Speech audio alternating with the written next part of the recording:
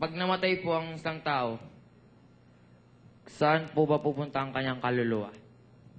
Nasa Diyos yun, nasa kamay ng Diyos. 12 Gs ng Job. Nasa kamay niya ang kaluluwa ng bawat bagay na may buhay at ang hininga ng lahat ng mga tao. Nasa kamay ng Diyos yun yung kaluluwa ng tao. Ibig sabihin, nasa kapangyarihan, nasa pag-iingat ng Diyos yun.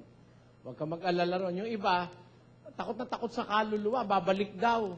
Kaya magpapadasal, 40 araw, 3 araw. Hindi po, nasa kamay ng Diyos yun, paano babalik yun? Hindi naman niya pababalikin. Pakinggan niyo ang sabi ng Diyos sa isang talata ni Job. 7:9. Kung paanong ang ulap ay napapawi at nawawala, gayon siyang bumababa sa libingan ay hindi na aahon pa. Siya'y hindi na babalik pa sa kanyang bahay, ni malalaman pa man niya ang kanyang dako. Sabi ng Diyos yun, hindi na raw babalik sa bahay. Ba't tayo naniniwalang may babalik? Kaya tuloy, minsan nagpapamisa ka sa takot mo para wag kang multuhin. Hindi babalik yun. Kung meron mang nagpaparamdam, at sabi bumabalik, masasamang espiritu yun. Hindi yun ang lolo mo, hindi yun ang tatay mo. Hindi yun. Hindi na babalik, sabi ng Diyos Pag huhukom, gigisingin niya uli yun. Yun ang mangyayari. Pagdating ng paghuhukom.